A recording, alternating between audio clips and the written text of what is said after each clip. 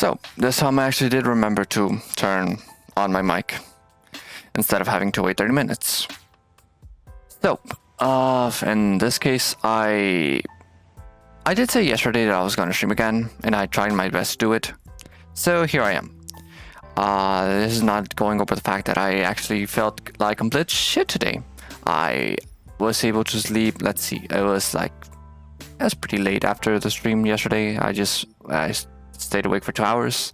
I actually got to sleep. I woke up at 2 in the afternoon, so that means I slept what would that be, around 7 hours, which is pretty good considering that I've been sleeping at most for 3, if I'm lucky, 4 hours daily for the past couple of days, so that was good.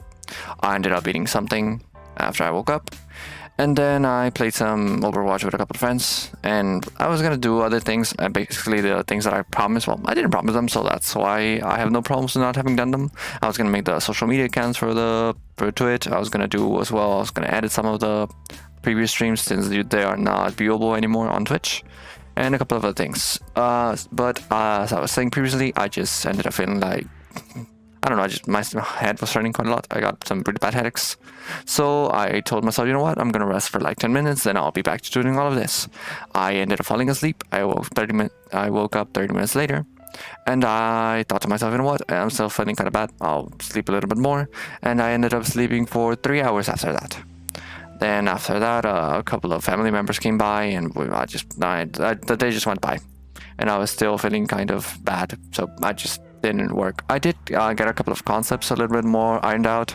I did start making some tables for the information just to have it in a little bit of a more clear manner when it comes to what we were working yesterday on the gods. But let's just say that I didn't do quite much, and actually I do need to fix some things over here.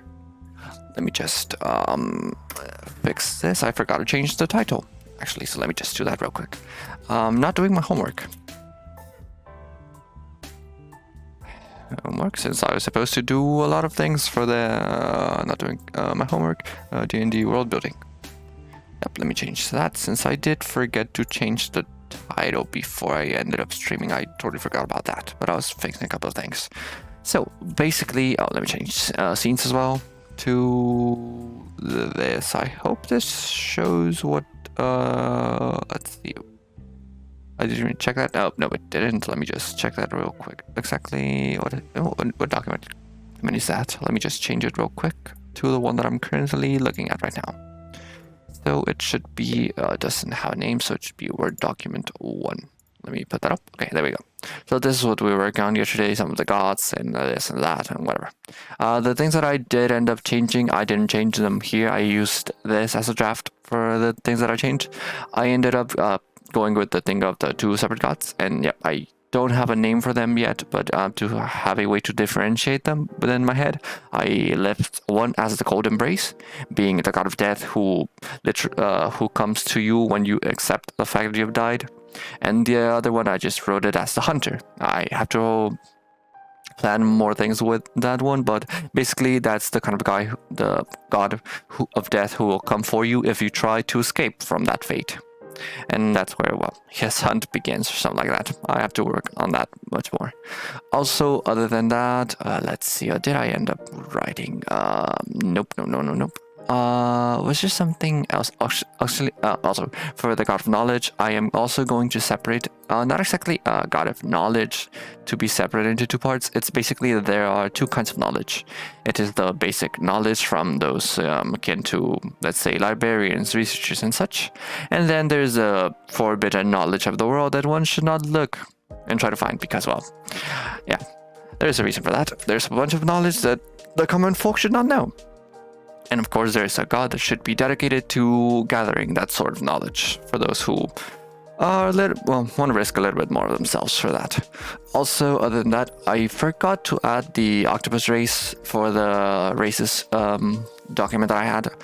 Let's see, what else was it that I actually did do? Well, as I said previously, I do now have a Twitter account where I'm going to be, I don't know if I'm not much of a Twitter user myself. I did make an account for myself that I never used in the past. I think I actually already deleted that account or something, since I never used it. I mostly just used it for I don't know, following some influencers and such, but I didn't use it much. And maybe some Nintendo news every now and again.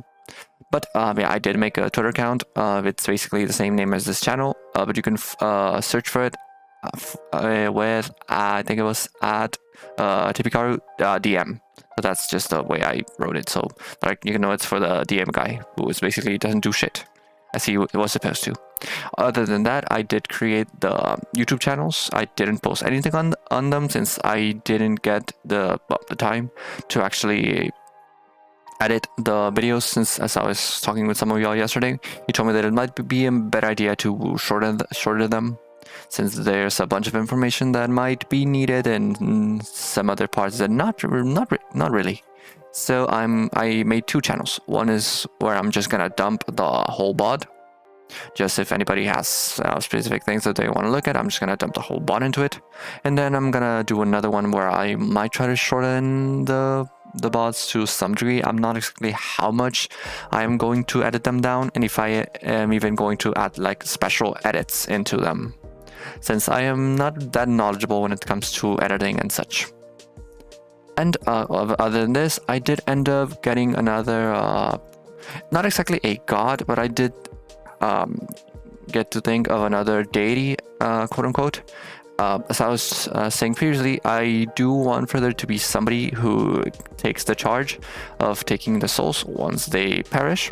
So I was thinking to myself exactly what to do with that, and we ended up arriving on the idea of having something akin to the river Styx, and having a boatman that would drive them through it and take them to wherever they're supposed to go. If they were religious and such, they would go to the domain of their god, and if not, then I don't know, I'll think about that. That's much more into the lore of the world and other things that I haven't thought of. And I think I'm actually kind of peaking on the mic, so let me just fix that real quick. I might just lower the volume of the mic a little bit and see if that helps. Yep, I think that's much better. Maybe. If not, sorry for busting your ears. But yeah, as I was saying previously, for him, let's see, we were thinking of something that represents the afterlife or something after death, and we ended up arriving into the idea of a vulture. And so I was looking around, and I ended up finding that this is something not exactly, well, I'm basing it on that idea, but there is one of the two crows that Odin possesses. They are his familiars. It was, I don't remember the names, but it was Huger or something like that, and then there was Munin, and Munin was the crow that represented memories. And so I thought to myself, well, if I'm going to have a being that ferries the souls of the people, maybe having them look at their last memories before departing to death might be, I just thought the idea was, I don't know, just thought it was pretty. Maybe, like, let's say that once you've reached death and you are able to see all your memories float around you one last time before you're carried forward, and, well, losing basically all of what you were. So I just like the idea for that. And so I now have the Guide of Souls, Munin. That is the name that I chose. I might change it, but I kind of like the idea of it as of now, so that's what I'm going to do with it. And so that is all that I was able to do. I just took some information that we had here and pasted it in another document, which I'm not going to show since it's just basically this, but in a much more orderly manner. And so now we arrive to where I have good news and bad news. The good news is that I did part of what I was supposed to. I did make the social media accounts. I did work a little bit on the gods and such. And now the bad news is that I did not finish anything. I was supposed to do a lot more work on this, and that I actually ended up doing, at least maybe starting doing something with the videos and such, but I didn't do jack shit because, well, life happens life goes like that sometimes. And so now we arrive in a conundrum where I do not know what I am supposed to do now, since I didn't end up thinking about much that I could do. I can go ahead and research some things akin to the gods of the, let's say, well, basically just the gods of the Forgotten Realm, maybe seeing if I can find any ideas that I like from them. Maybe I can go ahead and just do what I did previously when I actually had nothing to do. For D&D, I just played a random ass game, doing Epic Games cleanup, since I have downloaded, well, I hadn't downloaded them, but I did get a shit ton of free games from the Epic store that I've been getting every Thursday. and I just don't play them since they're just cheap indie games that I never really looked into, but I might just look at, maybe see if there's one in there that I might find some interest in, and I might just play that, but I don't really have much of an idea of what I should do. For now, I think that I'm probably going to switch to looking at, well, actually, let me just check something real quick. Oh, actually, I can show you the, wait, let me just go to Twitter real quick, and I'll just show you real quick the things for that. Okay, so let me go there real quick. And yeah, there we go. Let me just change to wait, is that even the correct one? Let me just check something real quick. Is that, yeah, oh, there we go. Yeah, we're good. Let me just, I was trying to see if I could check on it on studio mode or something like that, but it didn't work. So yeah, there you go. So this is the new Twitter account that I just made. It's just, yeah, it's basically just some random ass guy on the internet trying to become a D&D DM and a streamer on the side, which is basically what I'm doing right now. And that was the first tweet. Just, yeah, so I'm hoping that I might be able to do this in a more formal manner and, well, more regularly than I'm doing it right now, since I streamed for 1 day, then it was the 3 days break, then I streamed for 2 days in a row, then that was when I got really sick, so I couldn't stream for almost, what was that, like a week almost. And now I streamed yesterday and today, so that's 2 streams in a row. And well, so this is the Twitter account. I haven't done jack shit with it other than just this one tweet. There's also my first the YouTube channel that where I'm going to try to cut down some of the time for the streams.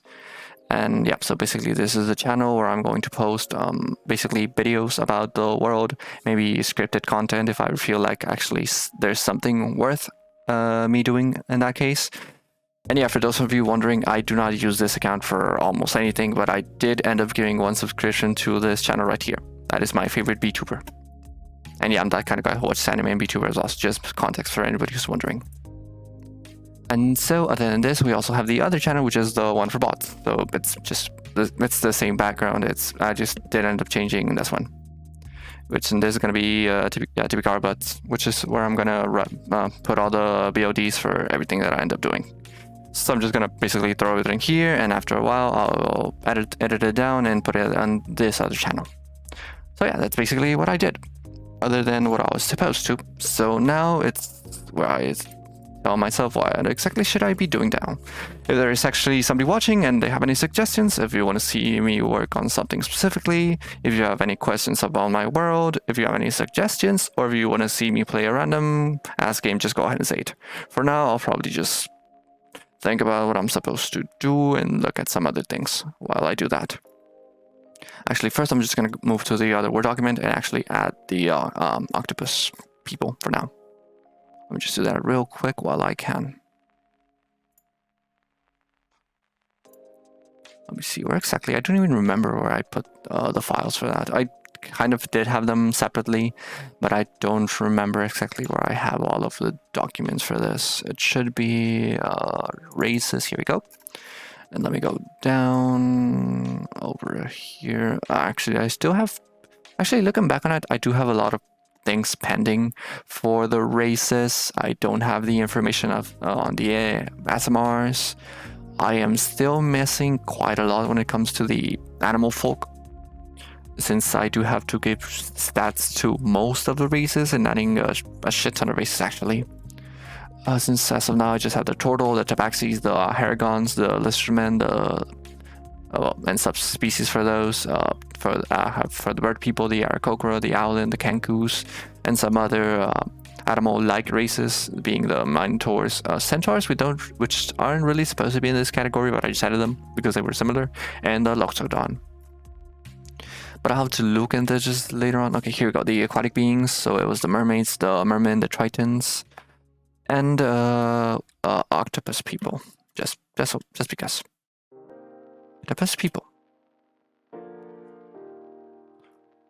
Okay, let me just save this real quick, and let me see what exactly can I add to this document. I might just work on this since, well, I have the time for that.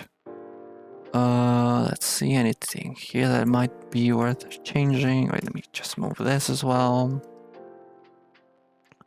Information on the dwarves, on the elves. Let's see. Okay. So I still have the. Oh wait, actually, let me make this. The information on the Dragonborns is still pending. The information on the kobolds is pending as well. So let me make some space inside it. I end up adding some for the gnomes. Sorry, you can hear my keyboard. Let's see, anything else that I might look into right now? Yeah, let me just make a couple of more spaces. This really is a mess of a document. I really have to go out of my way to make maybe some, I don't know what exactly how I should put it, but just organizing this, since this is a really big mess. Let me just save this, and yeah, you know what? Sure, I think I might just go ahead and look at some information for the Aasimar and the probably kobolds and dragonborns, just basic 5e information. And then after looking at that, I'll probably just fix it.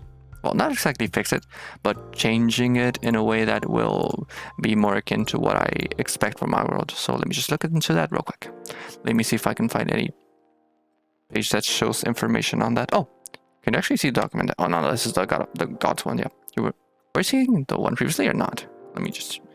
Oh no, you weren't. Wait, where are you? Let me see. Just it is a mess. Just juggling around all of the Word documents. Oh, there we go. So can you see this? Now you're seeing the one below. Okay.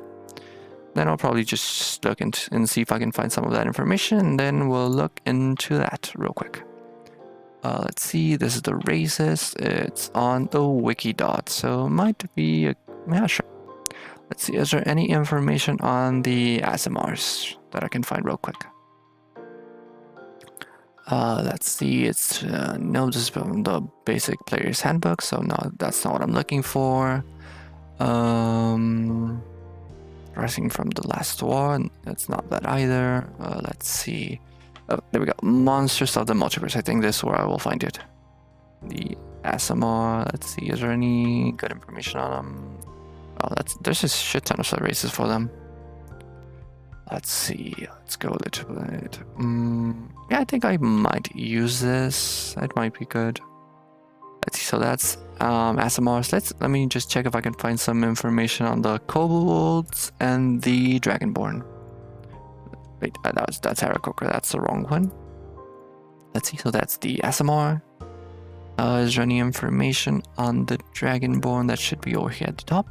I'll show it real quick. I'm just looking at basic information and list with a bunch of other things, so I'm not showing that real quick, but I'll do it in a little bit. Okay, there we go, the Dragonborn.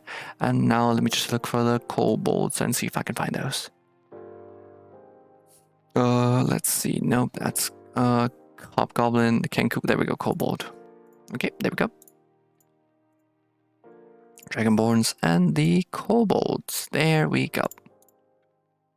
I think that's gonna. Well, that might be. This might be a little bit of a shorter stream, so I might go ahead and just do this for now. So let me change to. Okay, so firstly, let me close the. Let's see if I close the one on the race. Well, there's save as. No. Cancel. Let me just cancel that then. Let's see. That'll be this one. So let me change the Word document. You know, this might be much easier if I just had something akin to a stream deck or something like that, where I could just go through all of the scenes in a faster manner, but we do what we got. So races, there we go. And then let me go back to, let's see, where was that? Over here. And let me go, yeah. Okay, so, yeah. Let me go up a little bit. Okay, and just to give a little bit of context for any of you who haven't been here previously, wait, that's the Word document again. Okay, there we go. So this is a Word document where I just have all of the basic information on most current 5e races that are available. And basically just human, human, scythelings, and all of the others, and some others that I'm trying to implement in my world, like the animal folk. Some other aquatic beings that aren't really usually seen on most D&D campaigns. Basic information on dwarves, elves, the Dragonborn, the kobolds, which I'm going to add right now, the gnomes. And over here we have other special things, basically orcs, gnosis, changelings, fairies, and a bunch of others. For those that are on late game, I do plan on adding this, but that's going to be much later on. and some things like demons, which are non-PC characters and such. So let's go all the way over here. And wait, let me just check something. This is 20. I just want to keep the format a little bit more, let's say, symmetric. So let me just do that. Okay, so Aasimar is not going to be pending anymore. Let me just make this a size 20, and let me start on that. So I'm going to have the document over here, and I'm just going to be showing all of you. I'm going to have the Word document at the back while I write some things, and I'm going to probably have the D&D information on the forefront. So let me change that scene real quick, and there we go. So basically, now I'm just gonna.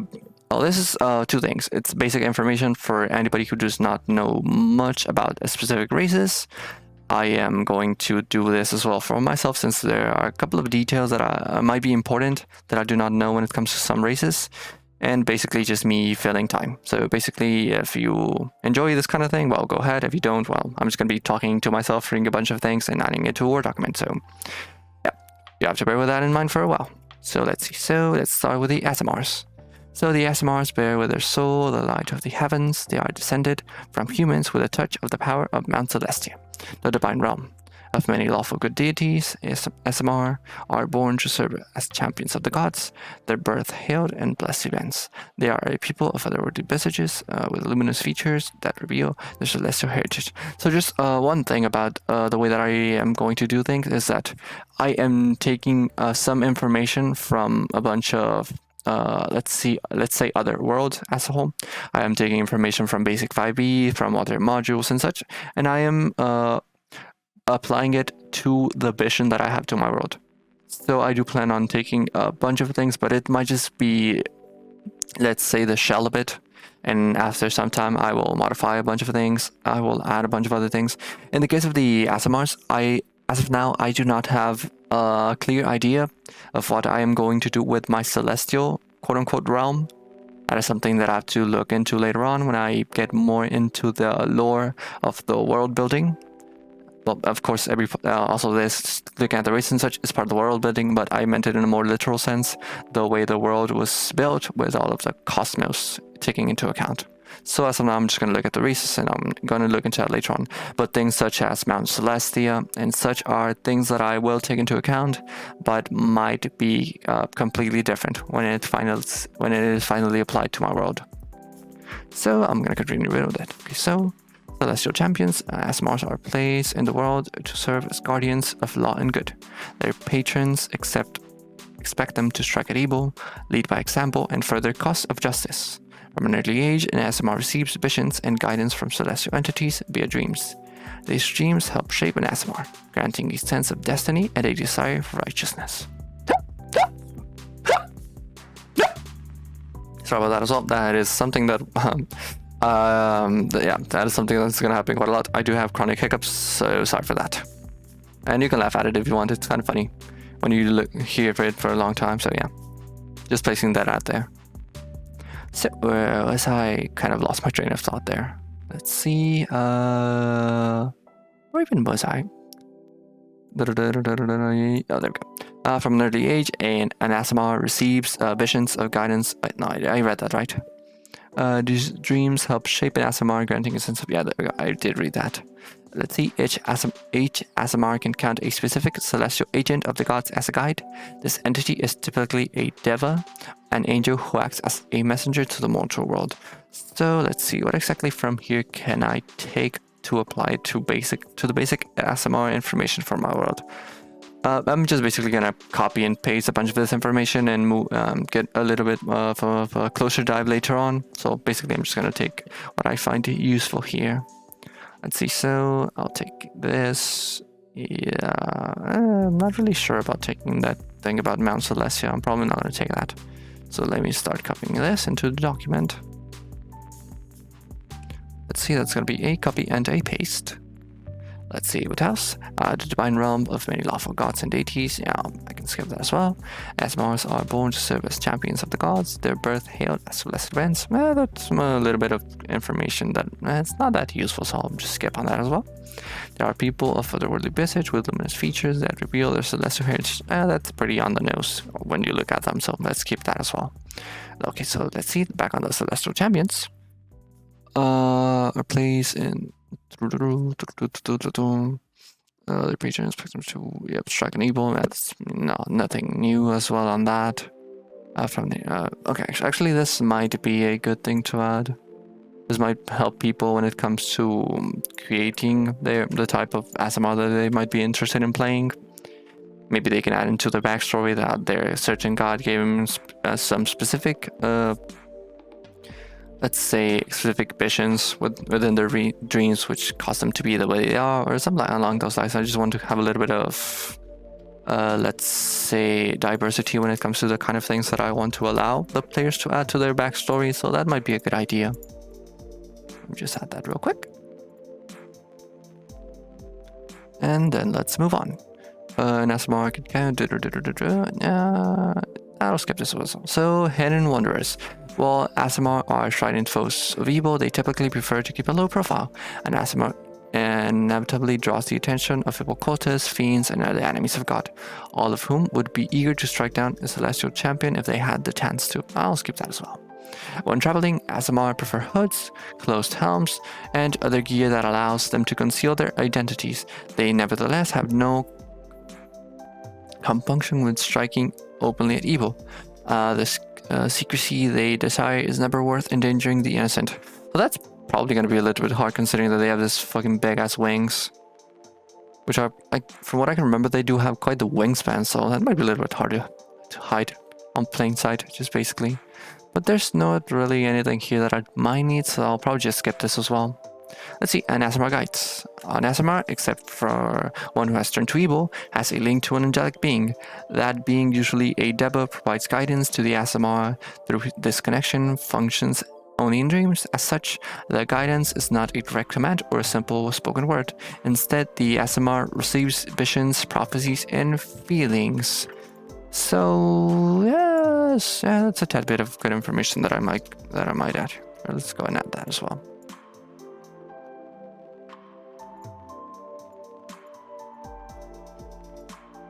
Right, there we go. Okay, the angelic being is far from omniscient. Its guidance is based on its understanding of the tenets of law and good, and it might have an insight into combating especially powerful evils. Well, it does. Sorry for that. I'm just a little bit tired. As part of fleshing out an Aasimar character, considering the nature of the character's angelic guide. The angelic guide tables offers names and natures that you can use to flesh out your character's guide. So basically, this is. Let's see. Sorry about that. Sorry. So basically, when it comes to, let's see, Tadril, Melandra, Seraphina, Galadia, Mikhail, Belandris. So basically, I'll probably skip this since I'm probably going to change the cosmology of the angelic beings in my world quite a lot. So this is not that useful as of now. Well, I don't know. I think this is the kind of thing that a player should probably judge how they want their Aasimar to be instead of just making it. Oh, of course, you can take the dice roll if you feel like it or you just want it to be chance. But I'm sure that people would probably much rather prefer to select for themselves the kind of character they want to roleplay as. So let's skip that as well. So, Conflicted Soul. Despite its celestial origin, an Aasimar is mortal and possesses free will. Most Aasimar follow their ordained path, but some grow to see their abilities as a curse. The dissatisfied Aasimar are typically content to turn away. Okay, I do not know what that word means, but that's probably just me missing the English dictionary. Frori, the world. I had no idea about that. But a few become agents of evil in their minds. Their exposure to celestial powers amounted to little more than brainwashing. That might make sense, but that's basically one of the other, akin to what I was saying previously, and it is just something for flavor text of how you want to build your character. So that's not something.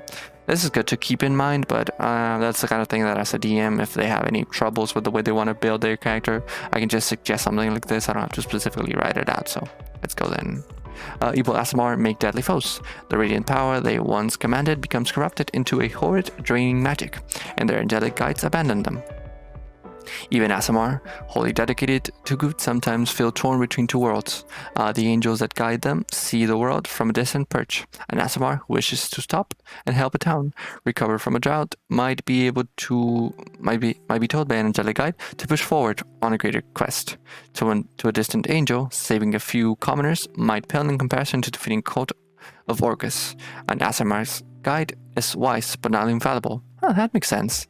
Of course, considering that they are beings that transcend mortality, well, for the most part, they are probably not going to be really worried about the troubles of mankind, so it's a good detail to have as well. This is the kind of thing that I might just add, since this is not going to be helpful only to somebody building a character, but also, in case for me as a DM, to be able to use that in something, in a part of a campaign maybe, if they ever do end up having to face such an angelic being. So let me just see where exactly can I take from. Yep, there we go. I'm gonna take all of this. I do not know what Orcus is, but I'm just gonna think that maybe that's some sort of demon or something like that. So I'll take it out of the way. Of course I'm gonna change it later on, but for now that's good. Wait, I copied it wrong. And there we go. So for names, yeah, that's not gonna be. They say it here, so they come from human parents. So there's gonna be naming conventions of the culture where they're from. So let's go. This is the important part. It's the traits. This is the part where I like to look into, since this is basically the way they're gonna build a character. And I do have to take this since this is a thing that is a little bit harder to find, and having all of the information in one document might be really helpful for me. So let's go with traits. Your Aasimar character has the following racial traits. An ability score increase, your charisma score increases by 2. Age, Aasimar are mature at the same rate as humans, but they can live up to 160 years. Alignment imbued with celestial power. Sorry. Most Aasimar are good. Outcast Aasimar are more often neutral or even evil. So size, Aasimar have the same range of height and weight as humans. Your height is 4'8" with a modifier of plus 1d. Yeah, that's just, I'll skip on that. I'll just leave it to the players to build them the way they want. He might just, yeah, basically human, so yeah. Base walking speed is 30 feet. Dark vision, everybody has dark vision in D&D, so let's just skip on that one. Celestial resistance, you have resistance to necrotic and radiant damage. That's actually pretty good. I thought it was just gonna be maybe necrotic, not, well, yeah, it makes sense that you won't be damaged for resistance, but necrotic. Oh, guys, that's actually quite helpful. Helping hands. Oh, you have actually helping hands just as part of your traits. That's good. As an action, you can touch a creature and cause it to regain a number of hit points equal to your level. Once you use this trait, you can't use it again until you finish a long rest. It's basically, well, in the case of the rules of 5e D&D, you can basically just use helping hands to get somebody up who's probably saving a bunch of the death saving throws. Literally taking them out of death's door if you feel like it. Light barrier, you know the light cantrip. Charisma is your spell casting ability. Language, you can speak, read, write Common and Celestial. And for this, okay, so there's a bunch of sub-races here actually, huh? Oh, that's actually a lot. What is Aasimar MPMM? Okay, that's actually a lot. I'll just read through them really fast, and I'll just add all of these to the document. But I'm probably just gonna read them real fast just to see if there's anything that interests me about them. Let's see. Okay, Protector. Aasimar are charged by the power of good to guard the weak, to strike at evil whenever it arises, and to stand vigilant against the darkness. From a young age, a Protector Aasimar receives advice and directives that urge to stand against evil. So basically, it's basically what you would see in, well, what you would think of when you think of an Aasimar. So ability score, they get a +1 to wisdom as well, other than the +2 for charisma. You get Radiant Soul. Starting at level 3, you can use your action to unleash the divine energy within yourself, causing your eyes to glimmer and 2 luminous incorporeal wings to sprout from your back. Your transformation lasts for 1 minute until you end it as a bonus action. During it, you have a flying speed of 30 feet. Once on each of your turns, you can deal extra radiant damage to one target. When you deal damage to it with an attacker's spell, the extra radiant damage... the extra radiant damage equals your level. Once you use this trait, you can't use it again until you finish a long rest. Actually, this is a really balanced way to give someone flight, since as a DM, one of the things you have to look into, well, in the case for allowing the freedom of flight within your games, which in the case you do allow it, it's gonna, well, without a restriction like this, you end up giving them the ability to just freely fly, being able to skip a lot of chats, being able to attack from other places that you might not have thought of before. But in my case, I'm still thinking if I will allow my players to fly that freely, since, well, you have spells like fly, which is something that if you're gonna waste a spell known to get flight magic, then that might just be, and if you just, well, how should I put this? If you're gonna waste a spell on flight magic, imagine just having somebody in your party who can just freely fly without a care in the world. That's it's not the most balanced thing, but in my case, I'm still a little bit over the edge of it. In the case of what you're looking at, me on screen right now, that is a character that I'm playing as, and he has wings, so of course I'm taking advantage of that to the best of my ability. And I do know that it is pretty busted if your DM doesn't prepare for it, which mine does, well, but I still use it whenever I can. But yeah, so having the ability to take it for 1 minute, so during combat, it's pretty useful. You still get, let's see, so it was 6 per turn, so that's 10 turns where you can freely fly. And either way, out of combat is still a pretty useful ability. You have to reach a certain distance from something specifically. Maybe you're looking at some ruins and you see something glimmering at the top of a cliff, and you have the ability to go under without being able to, basically unscathed out of it, and you don't have to climb or anything like that. But yeah, actually I just thought this was a pretty good way to balance that out. So let's go with Scourge. Scourge Aasimar are imbued with a divine energy that blazes intensely within them. It feeds a powerful desire to destroy evil, a desire that is at its best unflinching and at its worst all-consuming. Many Scourge Aasimar were masked to block out the world and focus on containing this power, unmasking themselves only in battle. Okay, and for this one you get a +1 to con. Reading Consumption. Starting at third level, you can use your action to unleash the divine energy within yourself, causing a searing light to radiate from you, pour out of your eyes and mouth, and threaten to shot you. That's pretty cryptic. Okay, your transformation lasts for 1 minute as well, or until you end it as a bonus action. During it, you shed bright light in a 10-foot radius and dim light for an additional 10 feet. At the end of each of your turns, you and each character within 10 feet of you take radiant damage equal to half of your level. So each creature, that means that it applies as well to your companions. That might not be the best thing to have around. Let's see if there's anything else. In addition, once on each of your turns, you can deal extra radiant damage to one target when you deal damage to it. With an attack or a spell, the extra radiant damage equals your level. Let's see. Once you use the trait, you can't. The same thing. You can do it until a long rest. So basically, from what I'm seeing here, I think I like the Protector much more. Okay, you get a much more damage, but the utility of being able to fly, as well as it depends. If you're going to be much more focused, which basically for the Scourge, literally, basically from all of this, so it makes thematical sense for it to be like that. But I don't know, I just find the ability to be able to fly much more useful. I was trying to use a synonym to sound much more smarter than I actually am, but I got nothing, so I just end up saying much a couple times. So let's go with Fallen. An Aasimar who was touched by dark powers as a youth, or who turns to evil in early adulthood, can become one of the Fallen, a group of Aasimar whose inner light has been replaced by shadow. Let's see, in this case of this, you get a strength +1. Necrotic Shout, starting at third level, you can use your action to unleash the divine energy within yourself, causing your eyes to turn into pools of darkness, and 2 skeletal ghostly flightless wings to sprout on your back. The instant you transform, other creatures within 10 feet of you that can see you must succeed on a charisma saving throw. DC 8 plus proficiency plus charisma, or become frightened of you until the end of your turn. So does this once again apply to your companions, which is, I don't know, that's just the way to nerf it, I guess, but let's go with that, yeah. So now another way to get wings, and you actually do get the added bonus of having this happen as well. So let me just check. Was there anything other to the Radiant Soul? All right, so this is basically just a Radiant Soul, but a little bit better, I guess. Maybe there might be something else to change it a little bit. Let's see, or become frightened. Okay, your turn lasts for 1 minute or until you end it as a bonus action.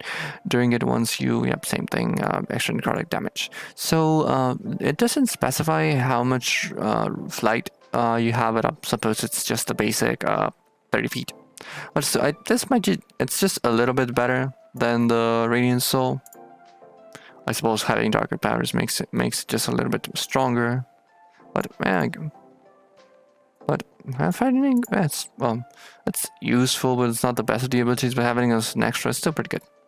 Let's see. So the variant Aasimar. Let's see. Whereas tieflings have fiendish blood in their veins, Aasimar are the descendants of celestial beings. These folk generally appear as glorious humans with lustrous hair, flawless skin, and piercing eyes. Aasimar often attempt to pass as humans in order to right wrongs and defend goodness on the material plane, without drawing undue attention to their celestial heritage. They strive to fit into society, although they usually rise to the top, becoming revered leaders and honorable heroes.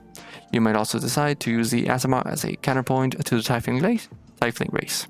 The two races could even be at odds, reflecting some conflict between the forces of good and evil in your campaign. Basic Aasimar versus Tiefling things. Your basic goals for the Aasimar should have effective clerics, should make effective clerics and paladins. Yeah, that makes sense. Aasimar should be to celestial and humans what Tieflings are to fiends and humans. That makes sense to a certain extent, I guess. Making in the case of it canonically, yeah, I'm sure. So in the case of the fiends, when it comes to humans, well, that's good old never changing racism. So maybe celestials to humans. So basically, they adore the Aasimars, but they have disgust for the tieflings. Yeah, that's basic tieflings and Aasimar things as well. Not much useful information here, but either way, still good details. Let's see, even that Aasimar and Tieflings are like two sides of the same coin. The Tiefling makes a good starting point for coming up with a new race of traits. Since we want Aasimars to be effective paladins and clerics, make it sense to improve their wisdom and charisma instead of intelligence and charisma. Like Tieflings, Aasimars have dark vision instead of resistance to fire damage. We give them resistance to radiant damage to reflect. So this is just basically, you know, basic information on the. I just read it in my head to not go with everything out loud. However, yeah. Okay, so resistance. Okay, that makes sense. Since radiant isn't as common as fire damage, you're gonna give them necrotic as well. Okay, sure. Tiefling's internal legacy trait is a good model for a summoner trait to reflect a magical. Sorry. Sure. Well, let's see. Let me just skip on that and let me go to this information. So, ability to improve it. So you get an increase of 1 and a. Okay. So this is basically a variant of the Aasimar. So basically, the basic Aasimar would get for the subraces Protector, Scourge, and Fallen, and this is a variant of this one, which gives it other things. Okay, that makes sense. Since I was we had the, let me go up here. Imagine having a +2 for charisma by just being an Aasimar, and then you get this another +2 over here and all that over here. Another +1 to wisdom and +2 to charisma. So basically, this is the other stat for this one. Okay. So let's see. Age: Aasimar mature at the same as humans, will live a few years longer. Alignment: due to their celestial heritage, Aasimar are often good. However, some Aasimar fall into evil. Yeah, basically, we have this as well. Bulk, proportion to humans, size is medium. Yeah. Sorry. Isn't this just like basic? Isn't it just the same thing as the ones that we had over here for the basic Aasimars?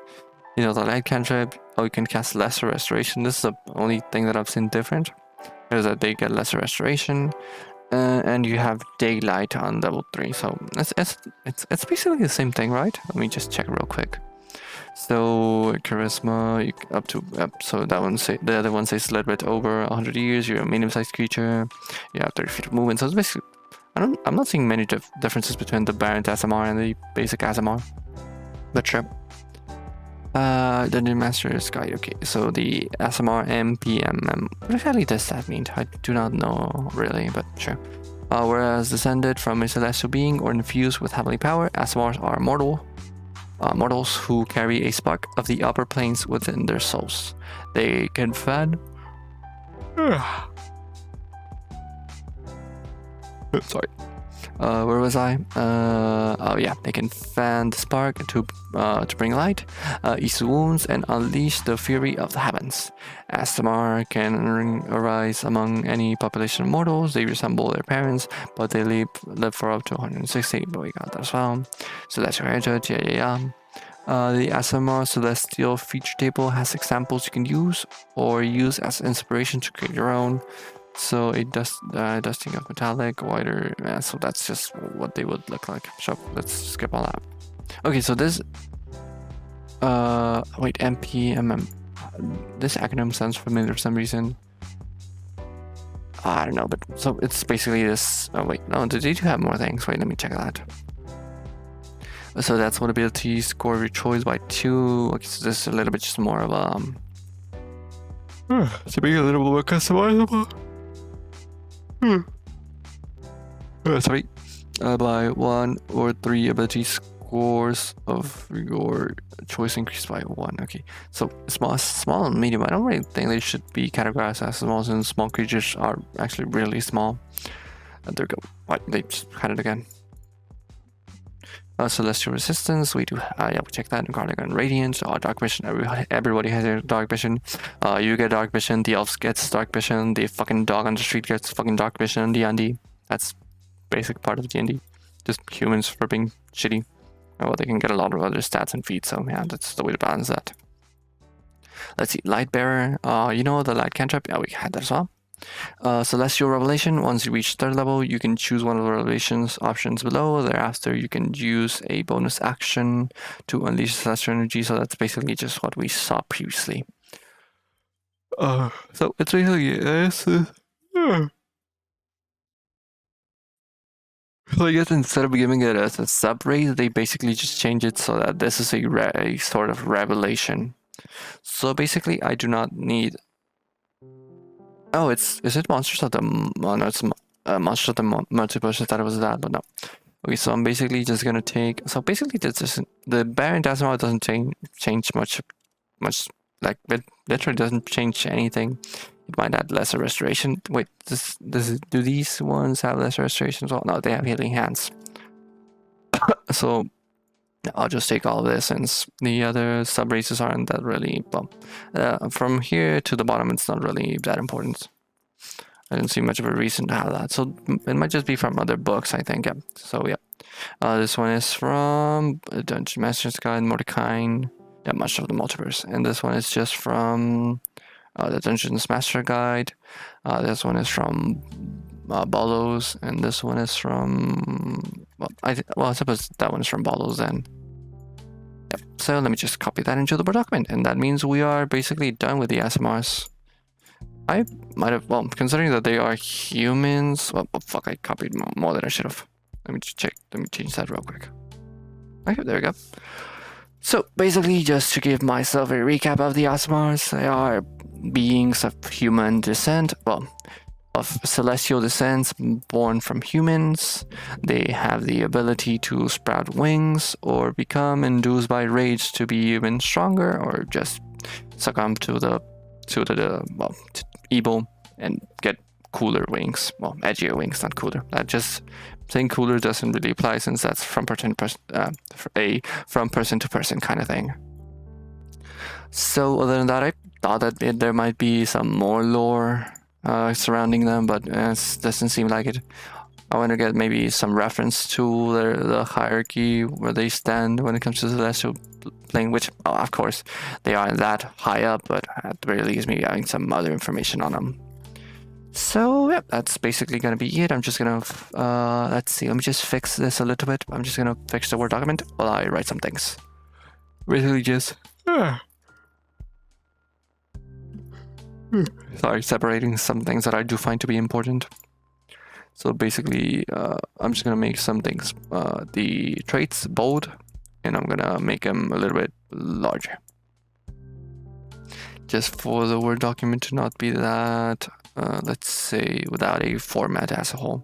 Since I do wanna find an easier way to do this, but for now, this is the best way that I have. Wait, I just lost my cursor. There we go. Let's see, direct vision, there we go, celestial resistance. Let me just delete that. So basically, they are exactly what I thought they were going to be.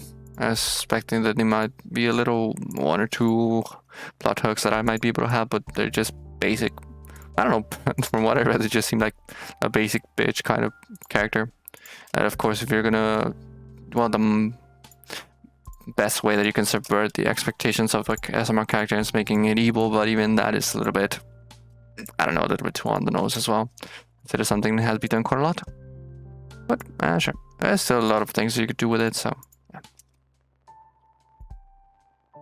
At the end of the day, that's just me bitching about wanting to have a little bit more diversity, but if there is none within the basic rules of 5e, then I'll just do it on my own. And that is the same reason that I'm doing it, so no problems with that. Let's see, let me put all of this together, and now let me make some space, since these are the sub-races. Let me add that as well. Sub-races. Okay, so let's start with the first sub-races. That's the Scourge. Okay, there we go. That's the Scourge. So that's the ability score increase, radiant consumption. Let me delete some other lines here that I don't need. It's just a little bit more information.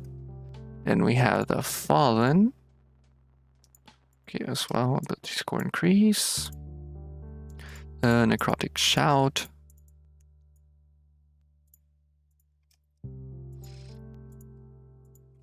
Good, I deleted something that I was not supposed to. Sorry. Let me check that real quick. And this as well. Okay. Anything else? So it was the Fallen, the Scourge, and I think am I missing one? Oh, the Protector. Here we go. I copied this wrong. Let me change that real quick. Wait, no, actually, let me do something else. It's just making a bunch of space in the document. It's probably not the best way to categorize things. Let me move this over here. There we go. Let me add this here. And I think that might be good enough for now. So a couple of spaces here. Actually, no, let me delete that. And there we go. So now I have some basic information for the traits of the Aasimars, as well as how they fit into a basic D&D campaign. Now let's see, let's move on. What else was I missing? Okay, so I'm not gonna do the things for the animal folk for now, since I do have to find, let's say something more akin to a draft of somebody that has already made a bunch of animal races, since it is gonna be quite difficult to get all of these, and I have to, let's see, I just made it as an umbrella term, the animal folk, but I do have the intention of separating it within the mammals, the cats, I had previously the bird people, the lizards, and all that. I do want to give a little bit of diversity when it comes to the specifics, so yeah, there's that. Which I have to look into, but as of now, I am probably not going to do that. Let's see, what else is there? The aquatic beings, I'm going to skip that as well, since that's much more information that I have to look into as well. Since I'm probably going to base some of the things that I do to the aquatic beings with what I do for the animal folk. So, dwarves and elves are finished. The Dragonborn. Now, there's a thing that I've been thinking for quite a while. Let me just change it real quick. Let me go back to the page for the Dragonborns, just to give a little bit of context for this. So, the thing about the dragons in my world, well, as of now, I do not have much lore surrounding them, but the thing that I have thought from the very beginning, since I started working on this, was that I wanted to make them important. Since, well, the game that I'm basing this on is D&D, Dungeons & Dragons, and imagine dragons not being an important set piece or part of the lore of the world or campaigns as a whole. Which, of course, it makes sense. They are incredibly strong beings with a bunch of other things that you have to take into account. So adding them into a normal D&D campaign where you start as level 1 would not be the easiest thing. But it is something that you can do later on, and I do have all the intentions of having the dragons in my world be a little bit more special. You could say that. I do not want them just to be cookie cutter examples of dragons that you can see on maybe, I don't know, imagine the dragons of I forgot the name of the movie. The Lord of the Rings. I could have forgotten the name of the movie. Something like that kind of dragons, and basing my dragons on popular media and such isn't something that I really want to do, and other the fact that I do not want them to be forgettable. That might be the best way to put it. This applies to basically all of what I'm doing within the world. I want it to feel, let's say, the best way to put it might be special, but I do not want it to be forgettable, in the sense that, okay, if you get to learn about this part of the world, for people to be excited about it, for it to be, let's say, not entertaining as a whole, but I do want it to be unique. I do want it to be a little bit more, how should I say this? I'm struggling with words right now, but I have an understanding of it in the top of my mind. I'm just spouting out words randomly. But yeah, the point of this being that I do want to make dragons importing, and Dragonborns being a race that is descendant from the dragons as well as the kobolds. I am really having to think about a bunch of other things before I can get to work on them. Like, of course, as I did previously with the Aasimars, I can get a bunch of basic information on them and just copy it, and which is probably what I'm going to do for now. But I do have every intention of making this race, as well as the dragons, all draconic races, to be much more important than what they currently feel like. Since basically, from what I've seen, people just say, "Hey, Dragonborn, I want to be a dragon. That's really cool," and yeah, that's the way it ends. And I wouldn't want that to be what. Well, I wouldn't want to set that as an example for what I want within my world, which is something that's going to happen really, really later on, since I'm probably not going to start running campaigns for this world until much later when I have most of the world ready. As have people in the scene, I'm basically just rambling instead of working on it, so that's going to take a while.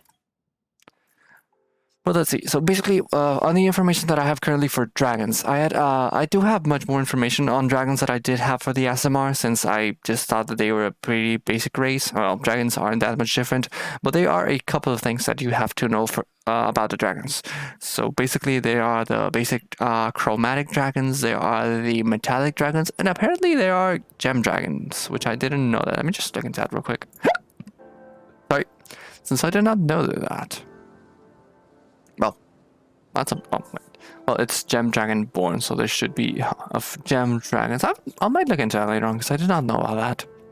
So basically, from the information that I currently have of the dragons, is that there are chromatic dragons, which are the color dragons, which are evil leaning for the most part, and then you have the metallic dragons, which are mostly lawful and good leaning.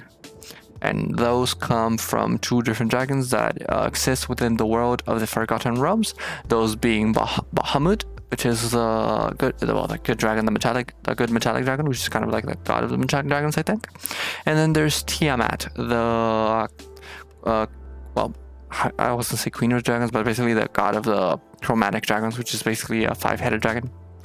And there's a bunch of lore within them. Then there's the thing that supposedly Tiamat had a sister, which nobody mentioned. It was just mentioned in one newspaper article for the old D&D, from an old D&D newsletter that they had, and a lot of other things. And I did research a bunch of into dragons, basically for the same fact of what I said previously, that I do want to make them important to the world. But as of now, I'm probably just going to read the information of what is currently present for the Dragonborn in 5e, and then I'll look into all of that later on. But for now, I'm just going to take the information here. I'm probably not going to take much of it, since I do have a slight idea of information on the dragons, but not exactly on the Dragonborns, which is why I'm checking them right now. So, the proud dragonkin. Dragonborn look very much like dragons, standing erect in humanoid form. Though they lack wings or a tail, the first Dragonborn had scales of vibrant hues matching the colors of their dragonkin. But generations of interbreeding have created a more uniform appearance. Their small fine scales, are usually brass or bronze in color, sometimes ranging to scarlet, rust, gold, or copper green. They are tall and strongly built, often standing close to 6.5 feet tall and weigh around 300 pounds or more. Their hands and feet are strong, talon-like claws with 3 fingers and a thumb on each hand. Oh, they have 4 fingers. Just noticed that. Okay. So, okay, I'll look into this first and then I'll take the information. The blood of a particular type of dragon runs very strong through some dragonborn clans. These dragonborns often boast scales that more closely match their ordered dragon's ancestors. Bright red, green, blue, or white, lustrous black, or gleaming metallic, gold, silver, brass, copper, and bronze. There we go. So that's basically the distinction between the chromatic dragons being those, was that 5 colors, I think? 5 colors, and the chromatic dragons being those other 5 as well. But from what I can remember, there are a bunch of variations within the dragon specifically. So that's another thing that I have to look into later on. But as of now, this is basic character information that somebody might need in case they are building a dragonborn. So I will take all of this, just for them to have a reference of the kind of colors that they can use and all of that. So let me add this. Let me change the title for Dragonborns to size 20, which is what I'm doing with every of the other ones. Wait, I did it wrong. There we go. Okay, and let me start adding that information.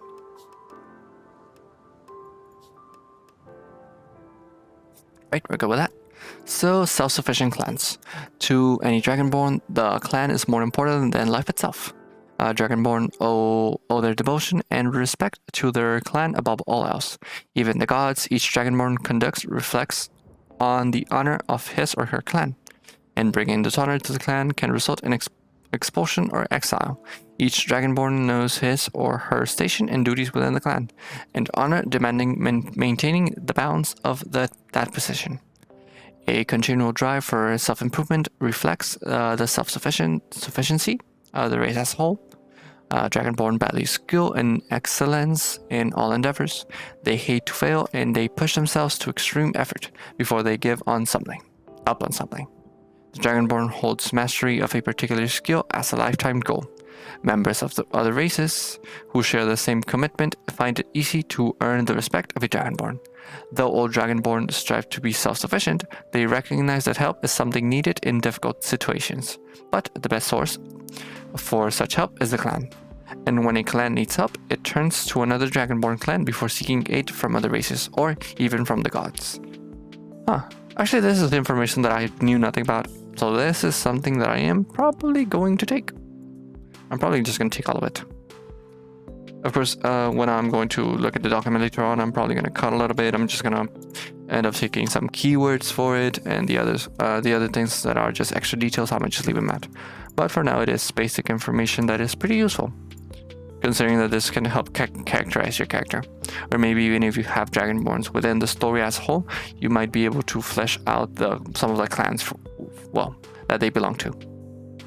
Dragonborn names, I'm going to skip that. I might probably look into this when I need to build NPCs, since I am not the best when it comes to naming things. I do have, let's just say that I'm not really creative when it comes to naming things as a whole. I don't even remember how I got I do remember how I got the name for the channel, but that's something that I worked on for like 5 fucking years before I decided on a fucking name for it.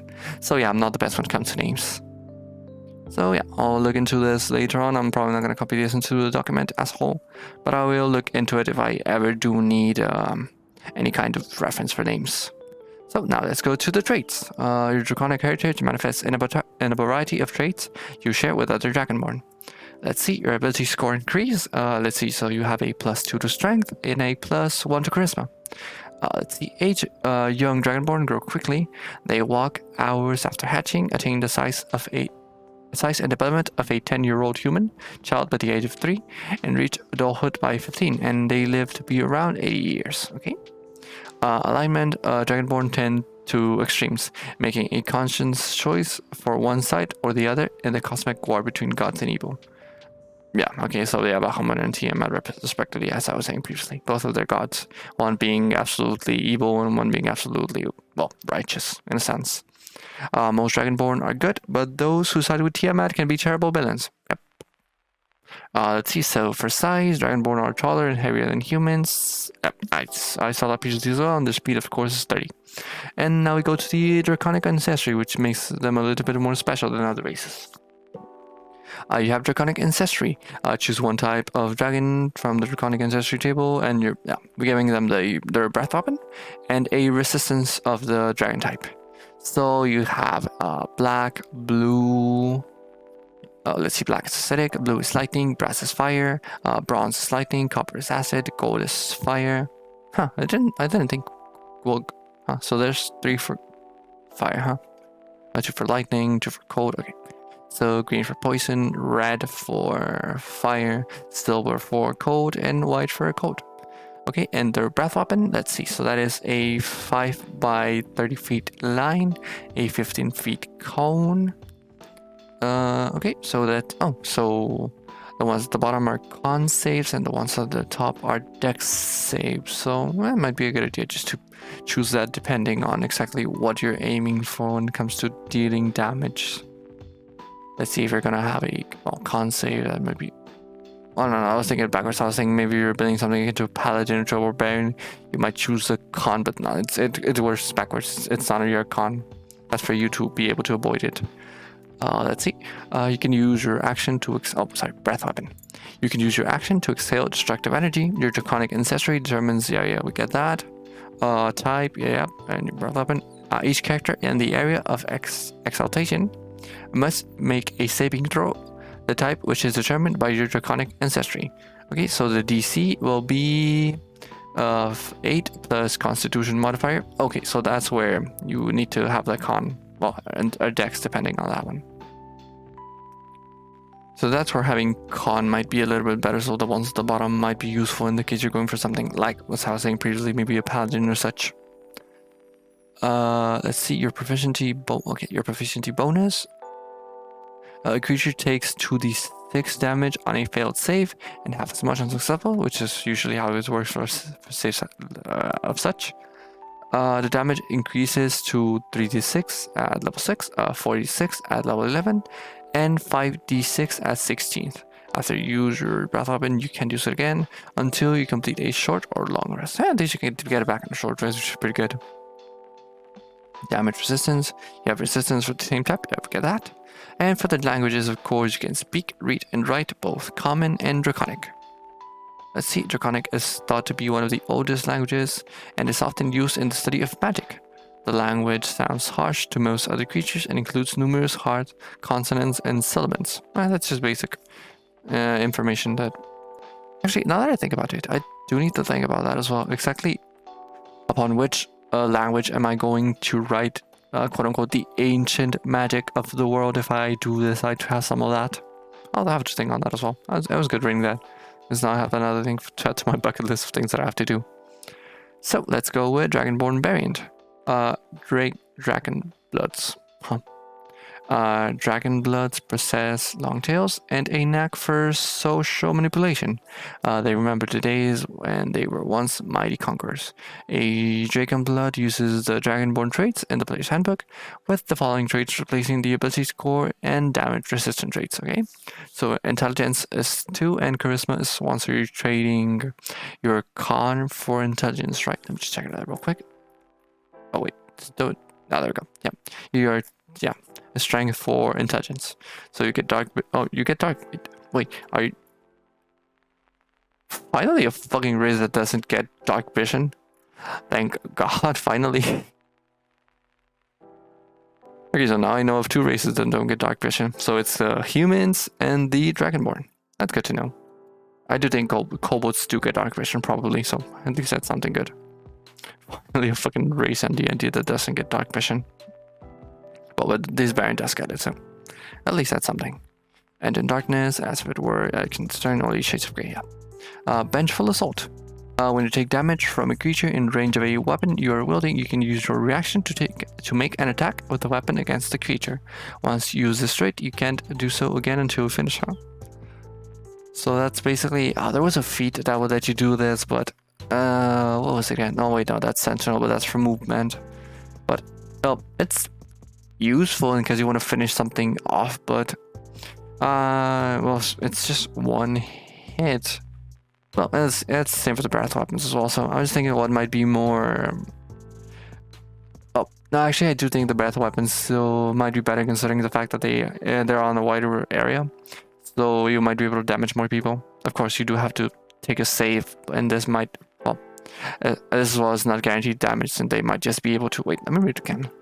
You take damage from a creature. You can use your reaction to make an attack with the weapon against that creature. So it's an attack, so that doesn't specify if it will hit.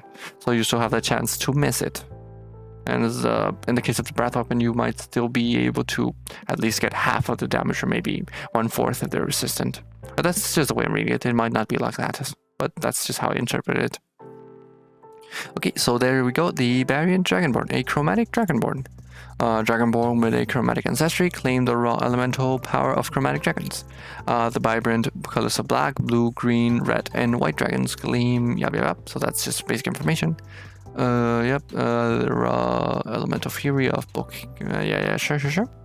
Okay, so they get the ability score increase of you're choosing. Yeah.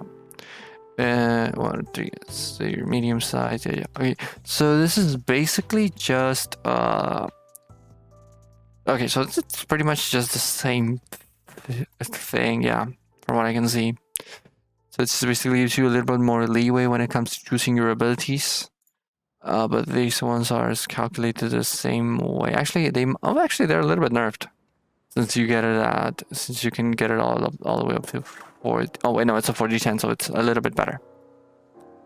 It is a little bit. Well, it's statistically probably better, since it is a chance to get a 10. And if I remember correctly, over here it was a d6. But well, let's see, 5d6 against a 4d10. Let's see, going by maximums, that's a total of 40. But as a average roll, they're pretty on par with each other. But I think I do like the idea of a 5d6 better than 4d10, just for statistical probability. Let's see, where was I? So all of this. Oh wait, you do get out of something else. Okay, that's starting at 5th level. As an action, you can channel your draconic energy to protect yourself for 1 minute. You become immune to the damage type. Oh, actually, I like this, but I probably wouldn't use this. I don't think I would use this. Well, giving yourself immunity to a whole type, if there were lore reasons for it, maybe, but I just don't find it to be that. Let's just say appealing to add that. It's a pretty niche ability, but you might be able to use it. So where was I? Okay, so that was for the chromatic, and then you get the languages. Yep. So for the metallic, it's pretty much the same thing, other than the fact that let's see, do you have anything? Okay, so metallic breath weapon. So in the case of this one, they are a 15-foot cone for let's see. Innervating. How do you even say this? Innervating breath. Each creature in the cone must succeed a Constitution repulsion breath. Each creature in the cone must succeed a strength saving throw or be pushed 20 feet away. Wait, so does this wait, no, you can use this one within. So basically, when you're using your breath weapon, you can make it either innervating or repulsion. That's pretty useful actually. That gives it a lot more variability with what you can do with it. And for the languages, yeah. So this is a variant that I did not know about, the gem dragons. Well, gem dragonborn in this case. So let me see. Gem dragonborn partake of the heritage of gem dragons who claim to be heirs of Sardior the ruby dragon. Okay, so basically I do not have any information about this. So basically, from the lore perspective, I don't know where this is from. So yeah, amethyst, crystal, emerald, sapphire, and topaz. Yep. So same thing here. So you actually get physics damage, huh?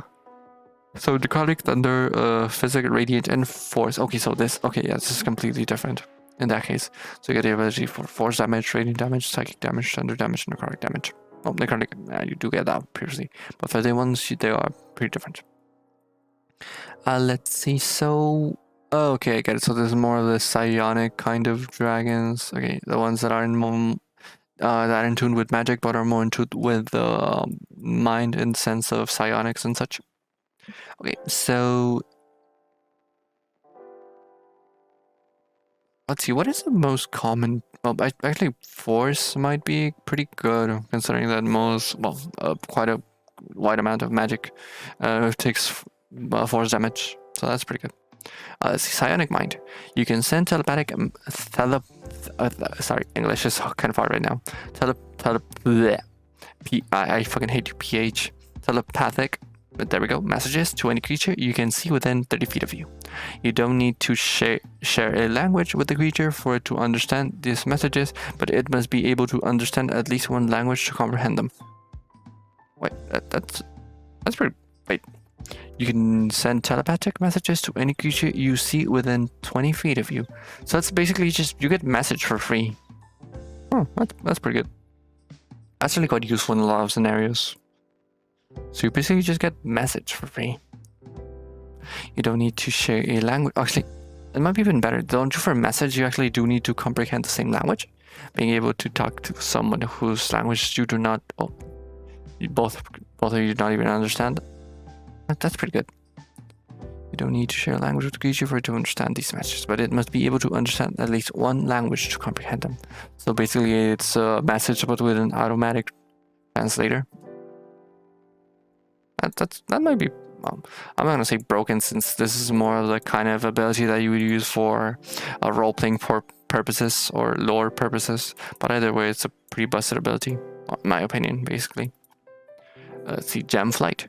Starting at 5th level, you can use a bonus action to manifest spectral wings on your body. These wings last for 1 minute. For the duration, you gain a flying speed equal to your walking speed and can hover. Once you use this trait, you can't do it again. Okay, so basically... okay. Now this is where I say this specific variant is kind of busted.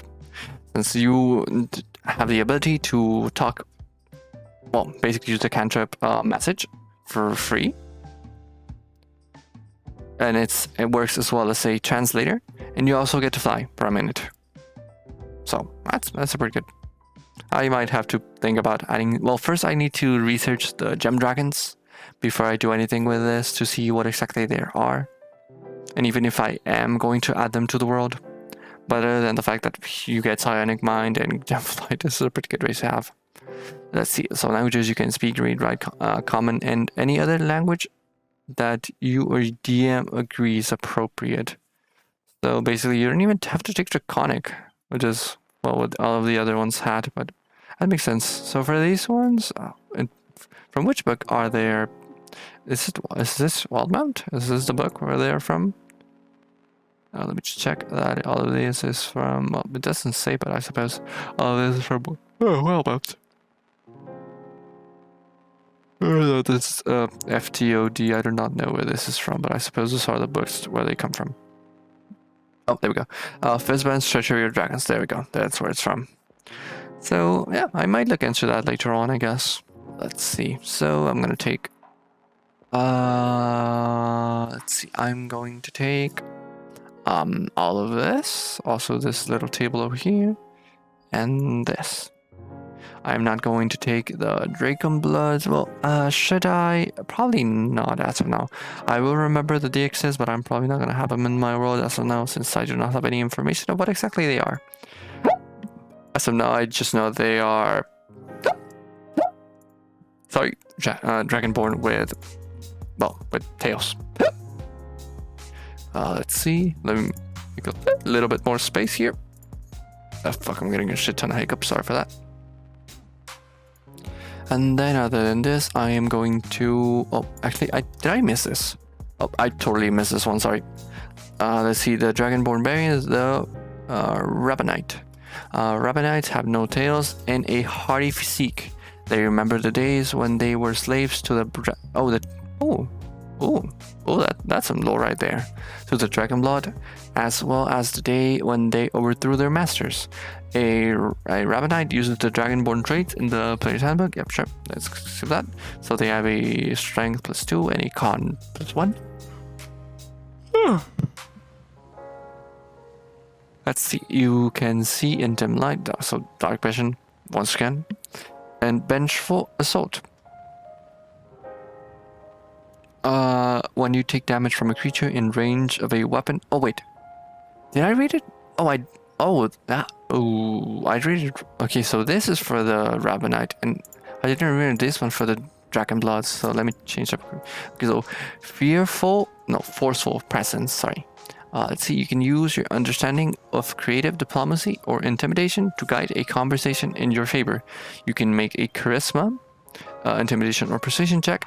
You can do so with advantage. Once you use this trait, you can do so until you finish a short or long rest. So basically a diplomat trim. So it's basically getting advantage on this kinds of saves. Might just save a party from fucking something up. But I don't even know how I ended up reading Vengeful Assault for the Dragon Bloods. That means things being that this ones are more of the Conquerors or the Masters of the Rabbinite. But I'm probably gonna skip those for now. I do like the idea of having a race of Dragonborn that is more diplomatically orientated. But I'll look into that later on. So basically, Metallic Dragon is this. Yeah, I'm probably gonna skip all of these sub-races or variants in the sense that I have to first see how I am going to treat the Dragonborn within the lore of my world, and then I'll look into this. So with that, we are done with the... Yeah, basically done with the Dragonborn. So let's move on to the kobolds now. And well, I've been doing this for an hour and a half, and my throat is starting to hurt. I'm really not used to speaking for long periods of time. It's basically even more so since I'm reading right now a bunch of things. But let's see. Let me just check something real quick. Let me just check back on the Word document and see if there's anything more that I can just fix right now real quick.